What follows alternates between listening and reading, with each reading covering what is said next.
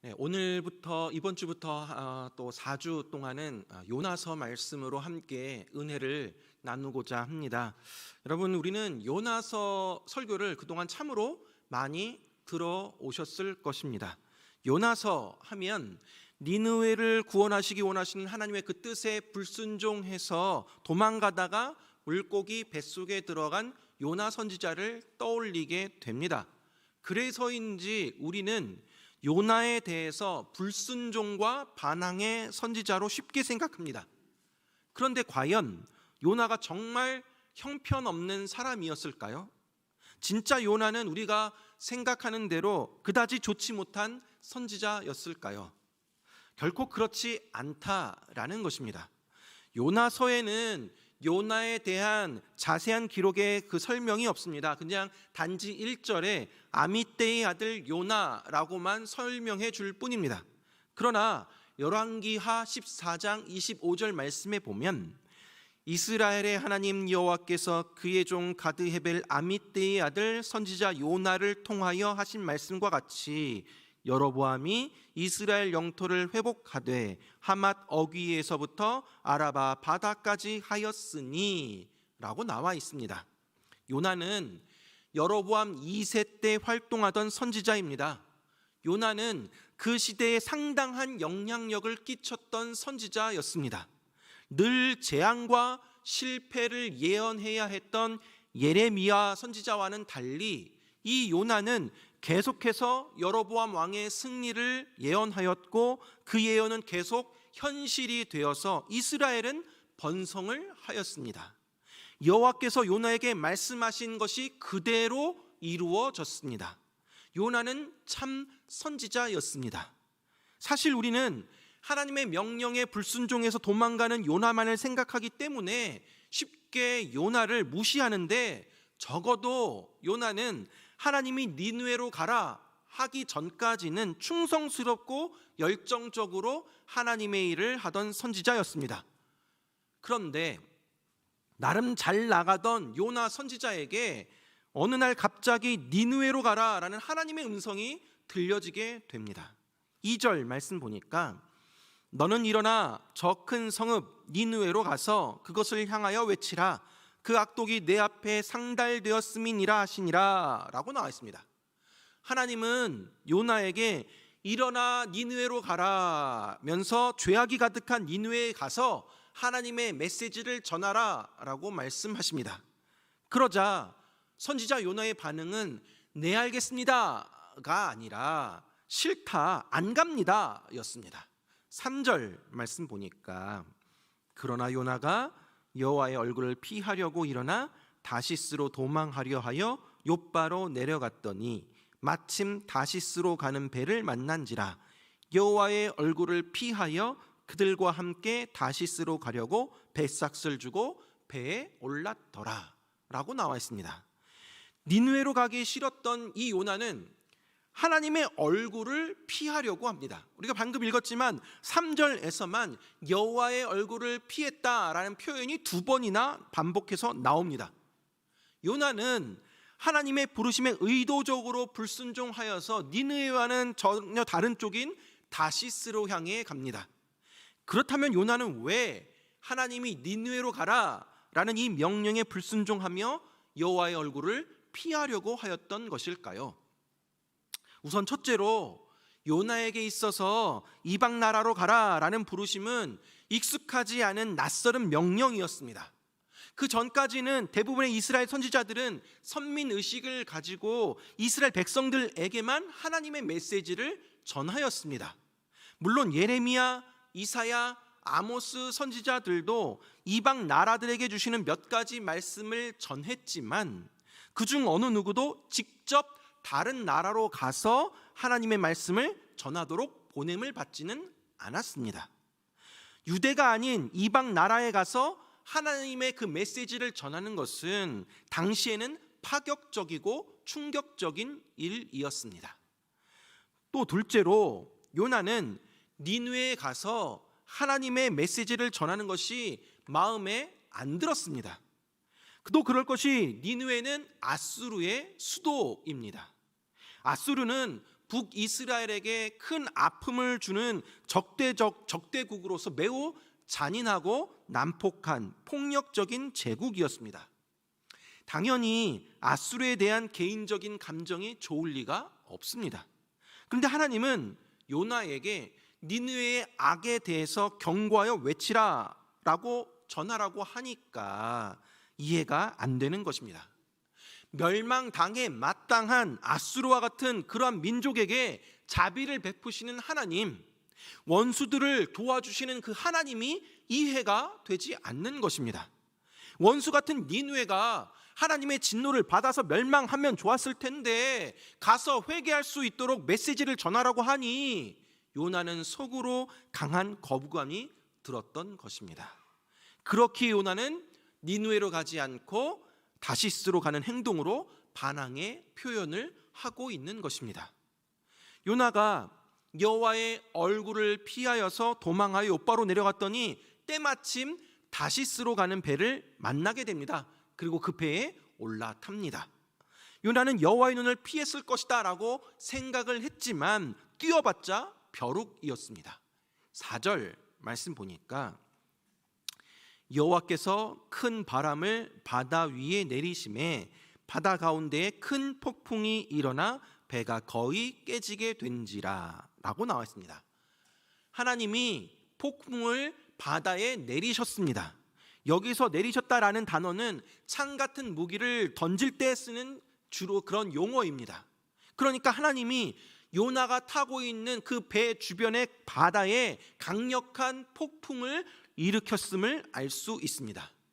배에 탄 다른 사람들이 폭풍에서 살아나려고 노력을 합니다. 그런데 그때 요나는 어떻게 하고 있습니까? 5절 말씀 보니까 사공들이 두려워하여 각각 자기의 신을 부르고 또 배를 가볍게 하려고 그 가운데 물건들을 바다에 던지니라. 그러나 요나는 배 밑층에 내려가서 누워 깊이 잠이 든지라 라고 나와 있습니다. 사공들은 두려워서 살려고 별의별 짓을 다 하고 있는데 요나는 배 밑층에 내려가서 깊이 잠이 들어 있습니다. 요나는 어떻게 이렇게 깊이 잠이 들어 있을 수 있었을까요? 그는 나름대로 하나님의 인도를 받았다라고 생각했던 것 같습니다. 요나는 열심히 도망가다가 요바로 내려갑니다. 그런데 그곳에 가니까 마침 다시스로 가는 배를 만납니다. 자기가 생각한 대로 잘 되어 갑니다. 형통된 길을 걸어가는 것 같습니다. 그래서 하나님의 낯을 피한 줄 알고 평안한 마음으로 잠을 잔 것 같습니다. 그래서 큰 폭풍이 일어나 배가 거의 깨지게 되었는데도 그는 평안하게 잠이 들어 있습니다. 지금 배에서 무슨 일이 일어나는지 상관없이 잠만 자고 있습니다. 그러나 이방인 뱃사람들은 지금 위기에 처해 있습니다. 그들은 배에 있는 물건들을 다 던져버리고 각각 자기들이 믿는 신의 이름을 불러보지만 역부족이었습니다. 그러자 이방인 선장은 자고 있는 요나를 향해서 꾸짖습니다. 뭐라고 꾸짖냐면 우리가 지금 이렇게 죽게 된 거 안 보입니까? 아니 우리는 이렇게 애쓰고 노력하고 있는데 어떻게 잠만 잡니까? 당신의 신에게도 좀 기도 좀 해보십시오 라고 깨우칩니다. 물론 선장은 하나님에 대한 정확한 지식이 없었을 것입니다. 그저 요나가 믿는 신 여호와라는 신에게 초자연적인 힘을 구해달라고 바랄 뿐이었습니다. 그러나 선장의 기도 요청에도 요나는 하나님께 믿음의 기도를 드려서 당시의 위기를 극복하려고 하지도 않습니다. 그저 상황만 지켜볼 뿐입니다. 결국에는 어떻게 됩니까? 결국에는 제비를 뽑아 자기 이름이 나오고 나서야 자기가 누구인지 자신이 어떤 사람인지를 밝히게 됩니다. 그리고 폭풍이 자신 때문에 온 것을 안 요나는 자신을 바다에 던지라라고 이야기합니다. 성경은 요나가 물속에 들어가는 순간 바다가 뛰노는 것이 곧 그쳤다라고 표현을 합니다. 사랑하는 여러분, 오늘 본문 속에서 하나님의 명령을 받아들이지 못하고 불순종하였던 요나의 그러한 모습을 통하여서 우리 삶에 몇 가지 적용해 보고자 합니다. 첫째로 하나님의 마음을 품고 하나님이 가라 명하신 나의 니느웨를 향해 가야 합니다. 요나는 이스라엘 내에서는 상당한 영향력을 끼치고 있던 선지자였습니다. 니느웨로 가라라는 명령을 받기 전까지는 하나님의 명령에 거역한 적이 없던 사람이었습니다. 그러나 선민 이스라엘 의식에 사로잡혀 있었던 요나는 이방 나라로 복음을 전하는 것을 받아들이지 못합니다. 더군다나 적대국이었던 니느웨에 가서 하나님의 메시지를 전하라라는 그 명령에 더 강한 반발심이 있었습니다. 결국 요나는 불순종합니다. 사랑하는 여러분, 우리에게도 때로는 하나님의 명령을 받아들이기 힘들 때가 있습니다. 만약 어느 날 하나님이 요나와 같이 내가 생각하기에 악하고 나쁜 나라, 나에게 아픔을 준 사람에게 가서 복음을 전하라 라고 한다면 여러분은 어쩌시겠습니까? 하나님이 원수를 용서하고 사랑해라, 그리고 그에게 예수 믿도록 구원의 손길을 내밀어라 말씀하신다면 그 말씀대로 온전하게 실행할 수 있으시겠습니까? 솔직히 그냥 망하게 내버려 두고 싶은 마음이 바로 우리들의 마음 아니겠습니까? 우리도 요나와 같이 자기가 원하는 것만 순종하며 살아가고 싶어 합니다. 우리가 이해할 수 있는 일을 하나님께서 시키실 때는 우리도 요나처럼 신나게 일할 수 있습니다. 그러나 내가 도저히 이해하지 못하는 일을 하나님께서 시키실 때 니느웨 같이 도저히 용서할 수도 받아들일 수 없는 그런 사람들을 사랑하고 또 품으라는 명령을 받게 될 때 우리 역시 그것이 아무리 하나님의 뜻이어도 그대로 순종하기가 싫습니다. 하나님이 원하시는 일임에도 불구하고 우리는 그 일을 거부하며 회피하고자 합니다. 우리는 하나님이 원하는 일이 아니라 내가 원하는 일을 하게 됩니다. 내 고집대로 살아가려고 할 때가 많이 있습니다. 그래서 적극적으로는 요나처럼 도망을 가든지 아니면 소극적으로는 순종하는 척 하지만 억지로 마지못해 하는 경우가 있습니다. 사랑하는 여러분, 누구에게나 이성적으로 감정적으로 받아들이기 힘든 니느웨와 같은 것들이 있습니다. 여러분에게 있어서 하나님의 사랑을 전하는 것을 거부하고 싶은 니느웨는 무엇이며 또 어떤 사람입니까? 사랑해야 할 대상이지만 사랑하지 못하는 것은 무엇입니까? 그것이 나라일 수도 있고 가장 가깝지만 용납하거나 받아들일 수 없는 가족이나 직장 동료나 가장 친한 친구가 될 수도 있습니다. 우리에게는 저마다 니느웨가 있습니다. 우리는 하나님의 뜻이라면, 하나님이 원하시는 일이라면 나에게 니느웨 같은 곳이나 그런 사람에게 가야 함을 압니다. 원수도 사랑해야 한다는 것을 압니다.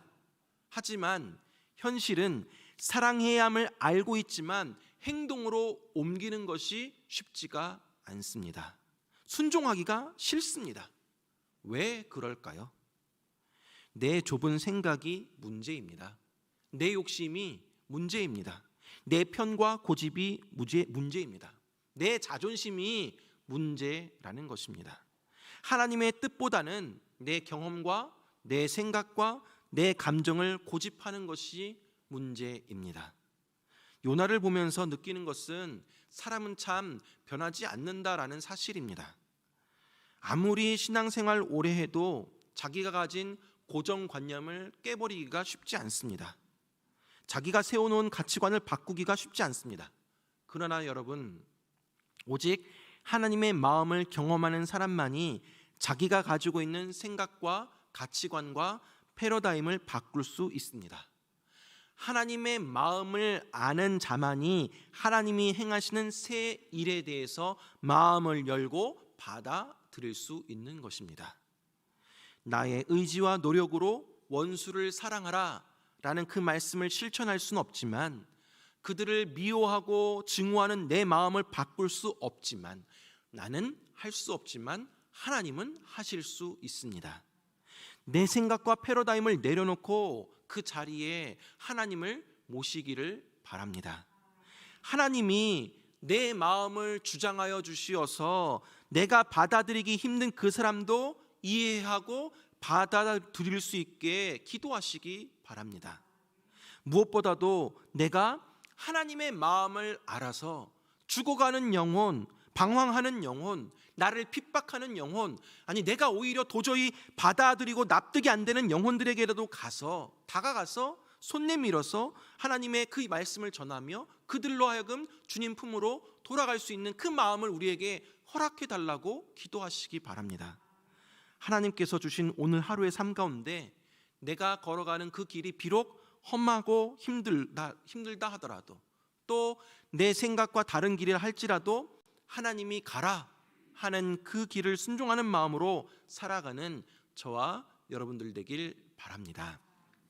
두 번째로, 우리는 그리스도의 정체성을 깨달아서 내 주변에 죽어가는 영혼들을 건져내야 합니다. 요나는 이스라엘 백성들에게만 복음을 전하는 것으로 만족하는 사람입니다. 그러니 니느웨로 가기 싫어서 다시스로 가는 배에 탄 이후로 그는 이방 사람들이 있는 배에 타고 있지만 그 안에서 아무것도 하지 아니하고 이방 사람들, 이교도 뱃사람들에게 말을 걸지도 않습니다. 폭풍이 몰아치는 그런 상황 가운데 그들의 상황이나 형편에 전혀 관심이 없습니다. 요나는 니느웨 사람들의 구원에 대해서 아무런 관심을 보이지 않을 뿐더러 폭풍 속에서 배 안에 있는 이방인 뱃사람들과 함께 위기를 극복하려는 모습도 보이지 않습니다. 그는 이방 사람들, 비신자들을 그냥 관심 밖의 영역으로 치부해 버립니다. 아웃 오브 안중이었습니다. 안중이 없는 것이죠. 여러분, 오늘날 우리는 그리스도인과 비그리스도인이 함께 살아가고 있습니다. 오늘날에도 신자와 비신자가 모두 사회라는 한 배에 타고 있습니다. 교회 안 다니는 사람들과 함께 타고 있는 이 사회라는 배 안에서 그리스도인인 나는 어떠한 모습으로 살아가고 있습니까? 혹시 우리도 요나처럼 비그리스도인과는 담을 쌓고 너는 너, 나는 나의 삶을 살아가고 있지는 않습니까? 우리 역시 요나처럼 기독교인들만의 그 세상에 안주하려고 하고 있지는 않습니까? 나는 거룩한 하나님의 백성이기에 세속적인 세상과 섞이면 안 된다라는 생각으로 교회 밖에서 무슨 일이 일어나건 나랑 상관없다 하며 무관심하고 있지는 않습니까? 사랑하는 여러분, 우리는 세상으로부터 부름받은 하나님의 백성이요 또한 세상으로 보냄받은 그리스도의 제자입니다. 우리를 어두운 데서 불러내서 그의 기이한 빛에 들어가게 하신 이의 아름다운 덕을 선포하게 하려 부르심을 받은 자들입니다. 그것이 바로 우리의 정체성입니다. 그 정체성을 잊지 마시기 바랍니다. 예수님은 민족과 종교가 달라도 어려움에 처한 모든 사람이 우리의 이웃이라고 말씀하십니다. 우리가 제대로 살지 않으면 세상은 우리 주님이 누구이신지 보지 못할 것입니다. 교회가 보이는 행동으로 사랑을 드러내지 않는다면 세상에 손가락질을 당할 뿐입니다. 오히려 세상 사람들이 폭풍 같은 위기 속에서 너희 기독교인들이 좀 움직여야 하지 않겠냐, 너희가 본을 좀 보여야 하지 않겠냐라며 우리를 꾸짖기도 합니다. 사랑하는 여러분, 오늘 본문에서 이방인 뱃사람들이 풍랑을 만난 것은 요나가 자기 정체성을 잃어버린 채 도망가고 있었기 때문입니다. 요나 때문에 그들이 고통을 받았고 죽을 위기에 처하게 되었습니다. 여러분, 마찬가지입니다. 세상 사람들이 파멸의 길로 가고 있는 것은 하나님의 사람들이 자기 정체성을 잃어버린 채 살아가고 있기 때문입니다. 하나님이 부르신 그곳에서 그리스도인으로서의 삶을 살아가지 못하고 소망의 현장에서 도망쳐 방황하고 있기 때문입니다. 오늘날 우리가 겪고 있는 이 세상의 풍파는 내가 가야 할 곳에 가지 않고 내가 해야 할 일을 하지 않았기 때문에 일어나는 것 같습니다. 내가 거룩한 백성으로, 제사장 나라로, 하나님의 소유된 백성으로 살아가고 있지 않기 때문에 일어나는 것입니다. 내가 기도하지 않았기 때문입니다. 내가 내 문제에만 골두하고 몰두하고 있기 때문입니다. 나만 생각하느라 내 가족, 내 자녀, 내 건강, 내 미래에만 관심을 가질 뿐 사회가 어떻게 되든지 나라가 어떻게 되든지 열방이 예수를 모르는 채 죽어가든지 말든지 상관없이 살아가기 때문입니다. 여러분, 다른 것이 문제가 아니라 바로 내가 문제입니다. 사랑하는 여러분, 다시금 우리가 하나님의 마음을 품기를 원합니다. 하나님의 눈으로 이 세상을 바라보기를 원합니다. 편협한 내 생각과 내 가치관이 아니라 하나님의 마음을 우리가 알아서 하나님이 원하시는 그곳에, 하나님이 가라고 명하신 그 땅으로, 소망의 현장으로, 그곳이 가정이든 직장이든 사업장이든 학교든 부르신 그곳에서 하나님의 사랑을, 하나님의 말씀을 대언하며 살아계신 그 하나님을 드러내는 저와 여러분들 되길 간절히 바랍니다. 말씀을 맺겠습니다. 사랑하는 여러분, 여러분에게 있어서 받아들이기 힘든 하나님의 명령은 무엇입니까? 하나님께서는 하라고 하는데, 가라고 하는데 하기 싫고 가기 싫은 나의 니느웨는 무엇입니까? 우리 주변에는 아직도 복음을 듣지 못한 사람들, 하나님 믿기를 거부하고 있는 사람들, 또 이런저런 이유로 교회를 떠난 사람들, 또 코로나로 인해서 지금 신앙의 방학을 보내고 있는 사람들이 너무나도 많이 있습니다. 그들이 바로 우리가 가야 할 니느웨입니다. 그런데 우리는 지금 코로나가 한창인데, 극심한데 꼭 가야 합니까? 꼭 전도해야 합니까? 제 주변 사람들 예수 믿으라고, 교회 다니라고 아무리 해도 안 들어요. 목사님, 저는 수십 년 제 가정의 복음화를 기도했는데 이루어지지 않아요. 목사님, 근데 저 사람만큼은 제가 복음 전하기 싫어요. 그냥 저도 이렇게 죽게 내버려 두고 싶어요 라고 하고 있지는 않습니까? 요즘 계속해서 코로나 확진자가 정점을 찍고 있습니다. 저는 영주 지역의 확진자 이렇게 통계를 매일 보고 있는데 10대, 20대, 30대, 40대, 50대, 60대 각 연령별로 이게 몇 명이 확진됐는지 그걸 매일 확인하고 있는데요. 그냥 깜짝깜짝 놀랍니다. 그 숫자를 보면서. 아니, 영주에 인구가 줄어간다고 하는데 아이들도 없고 젊은 사람들도 없다는데 어쩌면 이렇게 그 연령대 사람들이 많이 있는지 깜짝 놀랍니다. 그러면서 코로나 확진자 수만큼 구원받은 성도의 수가 매일 이렇게 증가하면 얼마나 좋을까라는 생각을 하게 됩니다.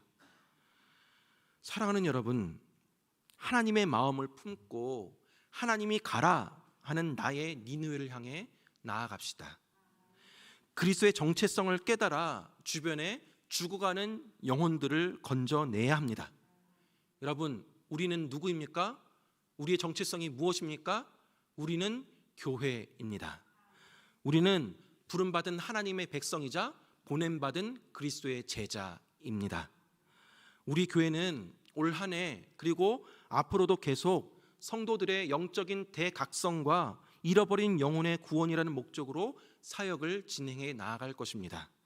모든 성도들이 영적으로 깨어나는 것과 동시에 그냥 깨어나는 것을 만족하고 그 자리에 머무르는 것이 아니라, 깨어났다면 복음으로 무장하고 주변 사람들에게 복음을 전하는 삶으로 이끌어 나아갈 것입니다. 교회에서 쓰는 그런 용어 중에 태신자라는 그런 용어가 있습니다. 이 태신자는 마치 엄마의 뱃속에 아이가 잉태된 것처럼 한자어 뜻 그대로 믿음으로 전도하고 싶은 대상자를 잉태했다라는 뜻입니다. 아이가 태어나기 전까지 엄마의 뱃속에서 엄마가 그 뱃속의 아이를 기도와 사랑으로 돌보듯이 앞으로 그 미래에 성도가 될 나의 그런 대상자들, 전도 대상자들을 내 마음에 품고 기도하며 관심과 기도로 돌보겠다라는 의지의 표현이기도 합니다. 쉽게 말하면 태신자라는 말은 곧 내가 전도하고 싶은 사람, 전도 대상자를 의미합니다. 내가 영적으로 품을 태신자는 누가 있는지, 내가 복음을 전해야 할 사람들 혹은 다시 교회로 이끌어 올 그러한 영혼들은 누가 있는지 여러분 한번 그렇게 생각해 보시고 기도해 보시고 또 그러한 영혼들 이제 한 달 후에 부활절이 있는데 부활절에 나의 전도 대상자 또 나의 태신자는 누가 있는지 그렇게 써서 교회에 제출하도록 하겠습니다. 그래서 한 사람 나뿐만이 아니라 온 교회 전체가 함께 작정한 그 전도 대상자들을 위해 계속 함께 기도하고 또 좋은 관계를 맺고 수시로 복음을 전해서 이제 가을에 추수감사절 때 함께 그 영혼들이 교회로 돌아올 수 있도록 초청하는 그러한 일들을 진행해 나아가도록 하겠습니다. 사랑하는 여러분, 꼭 우리 교회에 데리고 오라는 말이 아닙니다. 꼭 추수감사절 때 데리고 오라는 말이 아닙니다. 어느 누구든 내가 전도할 대상자 또 기도로 품을 대상자 그들을 위해서 늘 깨어 기도하시고 수시로 복음을 전하시고 우리 교회든 그 지역에 있는 그 사람들의 교회든 어디든 가서 하나님 품으로 돌아올 수 있도록 함께 기도하며 포기하지 아니하고 끌어당기는 저와 여러분들 되길 간절히 바랍니다. 사랑하는 여러분, 이제 오늘 이후로 저와 여러분의 마음이 좀 바뀌었으면 좋겠습니다. 매일 반복되는 일상이지만 월요일 출근하는 여러분들의 발걸음이 도살장 끌려가듯이 그냥 질질 억지로 마지못해 살기 위해 출근하는 것이 아니라 하나님의 마음을 품어서 일터 선교사, 가정 선교사, 학교 선교사로 파송되는 거룩한 긴장감을 가지고 발걸음을 옮겨 나아갔으면 좋겠습니다.